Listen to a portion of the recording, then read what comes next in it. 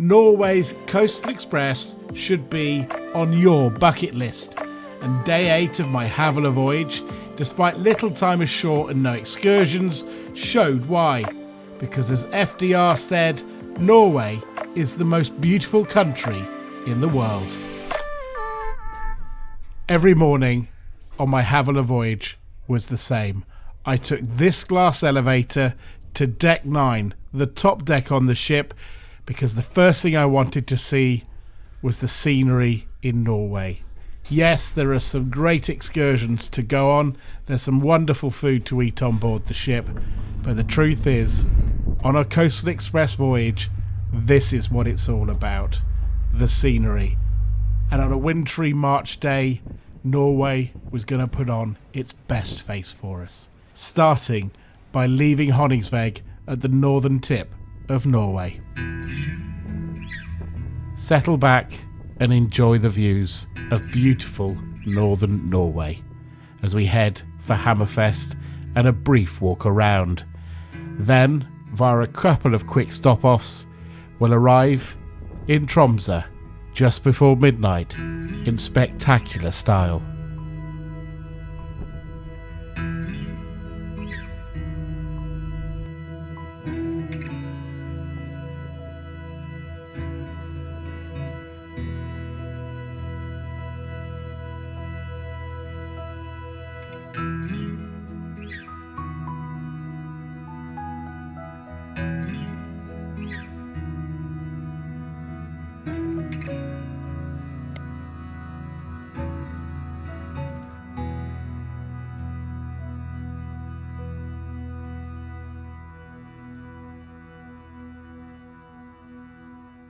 So the thing is, we're running late. We had some pretty heavy seas apparently overnight, some strong winds, but I have to tell you, I slept like a baby and I didn't feel it. However, it's certainly true that we had strong winds because we're running late. We were supposed to have nearly 2 hours in Hammerfest, which claims to be the world's most northerly city with a population of 10,000. Notice I get the little caveat in there. However, we're only going to get around an hour. Will we get to see much? Let's find out.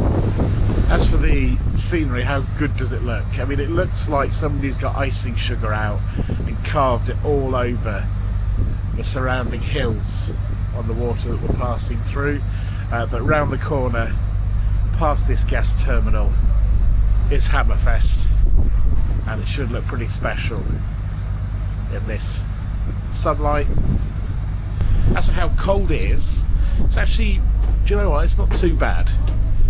It's been colder, certainly up there in the previous video when we were in Kirkenes, it was definitely colder than here, but with the wind not too strong, it's probably around 0 centigrade, and it doesn't feel that bad.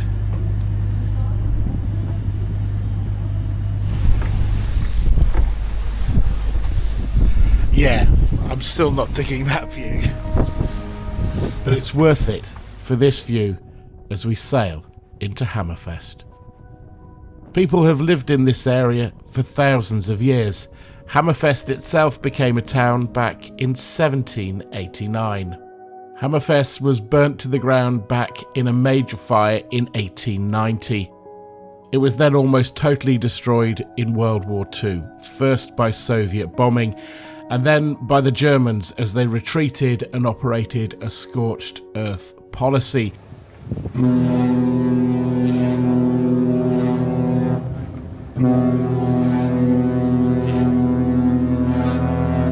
The town's recovery from its destruction in World War II is documented in a local museum. A link to a video that shows some of that is on the screen now. An hour in port means we've only got time to go to one place, and it's the little mound just behind me.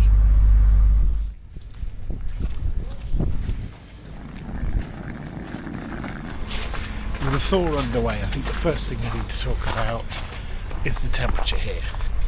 When you're up in Kirkenes, apparently at some times in the year, it can get up to -50°C.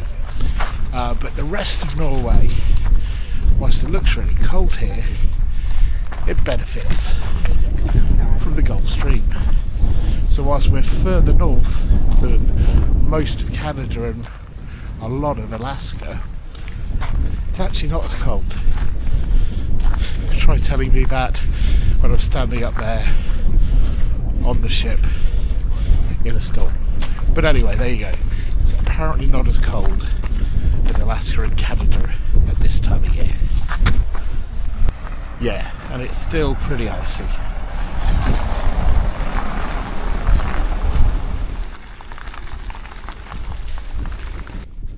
This video is part of a series in which I take you on the full Coastal Express experience with Havila. Still got many more videos to come as part of the series, so to not miss out, why don't you just tickle that old subscribe button? You know you want to. Put a smile on my face. That up there, it commemorates the Struve Geodetic Arc. It was a series of triangulation points, I'm trying very hard with this, that's stretched from here in Hammerfest all the way down through Eastern Europe to Turkey, and the aim of it was to measure the exact size of the Earth, and apparently they did a pretty good job of doing that. So we have less than another 15 minutes to get back to the ship, so time to head back to that. But I wanted to tackle something that you've probably got you searching through Google, and that is Hammerfest's title of the world's most northerly city. So if you do a search on Apple Intelligence, this happens. What is the world's most northerly city? The world's northernmost city in Svalbard's only town with more than a handful of inhabitants. Longyearbyen is the base for tourism in Svalbard. So yeah, I mean, her pronunciation of Longyearbyen wasn't great, but Svalbard, Longyearbyen, is quoted as the world's most northerly city. But why is Hammerfest claiming it? Well, the fine point is that Svalbard and Longyearbyen, more particularly, has a population of around 2,500. Here the population is north of 10,000, so to be absolutely explicitly correct, this is the world's most northerly city with a population of more than 10,000. I'm sure some of you will still disagree, but that's what the books say.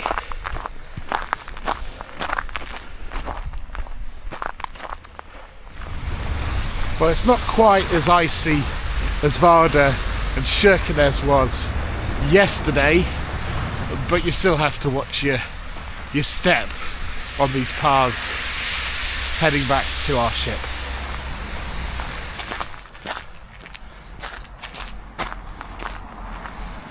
By the looks of it, I've come the long way round. Some of the rest of the group are ahead of me now, and yet I left before them, so I think there must have been a shortcut that I didn't spot.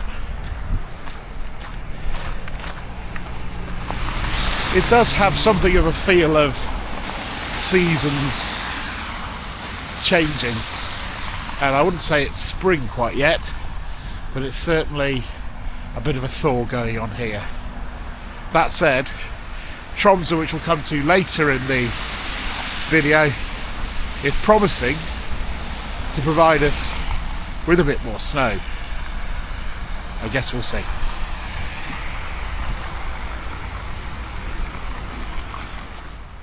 Well, the main parts of Hammerfest are actually over on the other side of the bay. You'll have seen the parts of Hammerfest, including the church, from my views out from the ship as we came into port. This side, it's generally more developments, and it feels like sort of light industry is around here. Can't see any shops or anything like that. If you do want to walk across to Hammerfest and you have the time when you come here, it'll take you about half an hour to get there, and obviously half an hour to get back.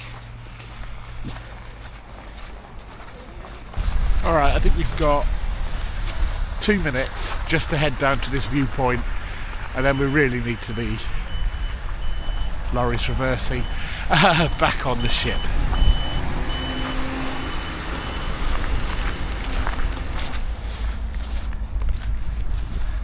So there, over there, was the church that I was talking about. You can barely see it actually from this angle.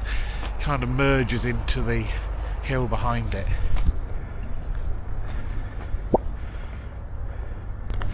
But looming over is more importantly the ship we need to get back on.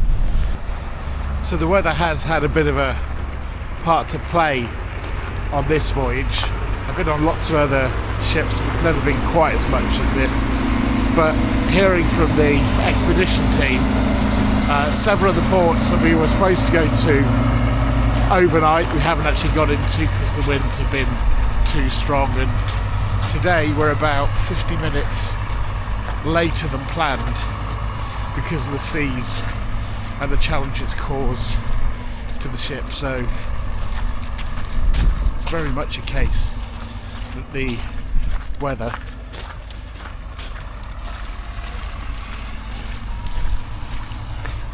including walking through water like that has a big part to play, but it's part of the fun, isn't it, and part of the enjoyment of this. Right, let's get back up there for the departure.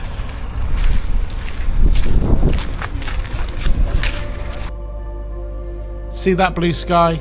Well, that's about to disappear as we spend the next few hours with a couple of stop-offs heading towards Tromso.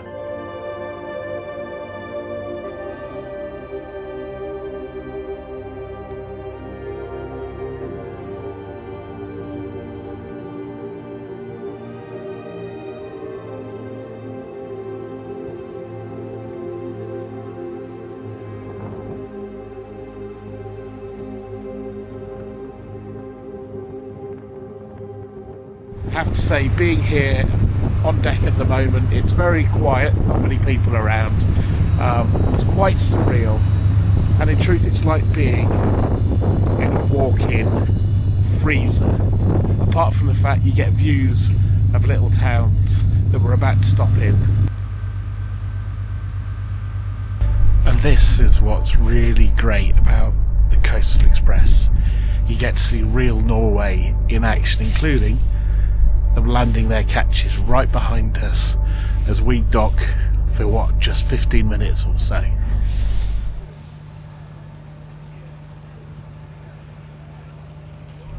And just to think, that behind us has been going on like that for centuries.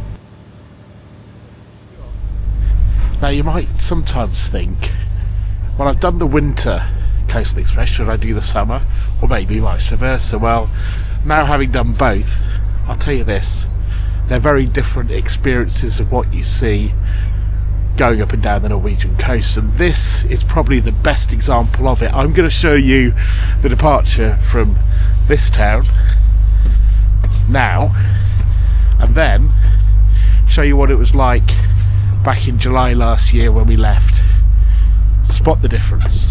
Very, very different. And we've got another fisherman returning with his catch to unload. And pretty soon day became night, and the snow, well, it got a little bit heavier as we approached our final port before Tromso. Once again, would you like a comparison between March and July and what this place is like at the same time of day under the midnight sun?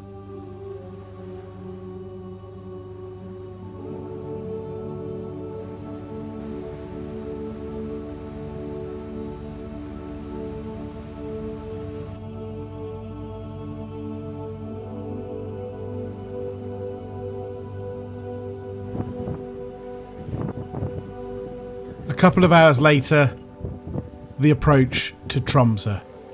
It always seems to offer something quite dramatic, and we weren't going to be disappointed once again. As FDR said, Norway is the most beautiful country in the world. Day 8 of the Coastal Express voyage, whether with Havila or Hortin, certainly underlines that.